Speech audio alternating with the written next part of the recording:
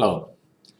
Innovation is very often described with the innovation process model, the filter model. This is a very, very general model. And the basic idea here is that at the front end, you have a lot of ideas, many of them very vague ideas, early stage ideas. And then through time and through further development of these ideas, gradually some of the ideas are reshaped and combined with others, some of them are dropped. The management is active in making decisions and dropping out ideas. And through this process, at the end of the filter, you are putting more effort into some ideas and making sure that these ideas develop into marketable and sellable products and services. So we talk a lot about the innovation process and managing this process, and we shape it or model it as a filter. Throughout time, there have been different emphases on what this filter looks like. This is taken from a book by Trott, and it emphasizes in the 1950s and 60s, the idea was that technology created new ideas, and these technology-oriented ideas were pushed through the filter. In the 1970s, more emphasis was given to the market, the need of customers, and this is known as the pull effect. Customers wanted products and services, so we sort of had to find them, and they were pulled out through the process. Also in the 1970s, the idea of dominant design broke through. The emphasis is here that not necessarily the best product wins, but the product which is technologically feasible, it is needed by the market, but dominant design means that perhaps for one reason or another, customers or suppliers choose a certain design, and because this has a strong market presence, this will become as the adopted design of the market. So it need not be the technologically best, but it is dominant in the market. In the 1980s, emphasis was on coupling these two approaches, the technology approach with the market pull approach. This is also known as the interactive model.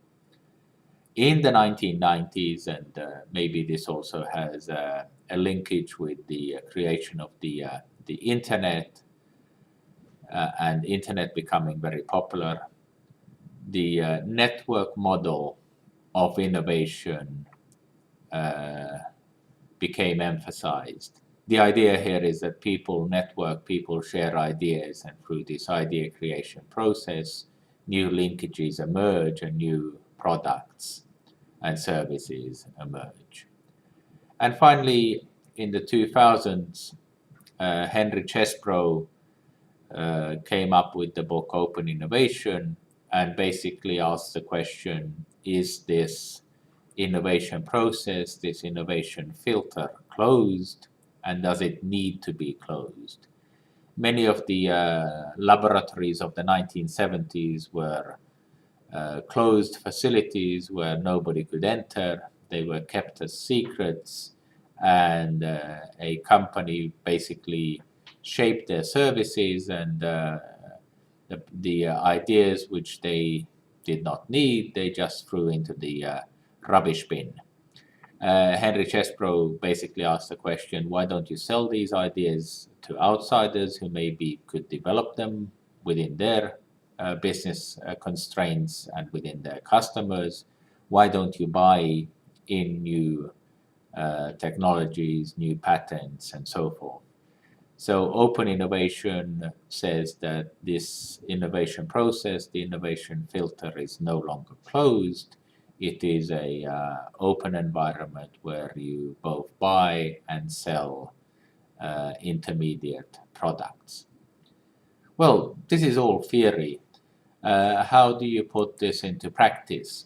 So think about how you would do it. What I do with my students and what I encourage my students to do is put these into practice. So, for example, have your own blog where you share ideas. Create a profile for yourself where you say what you are focused in. Search for everyday problems and try as an individual to find solutions to these problems, and also share your solutions with others. Search for other people who you find interesting, with whom you can network, with whom you can discuss your ideas.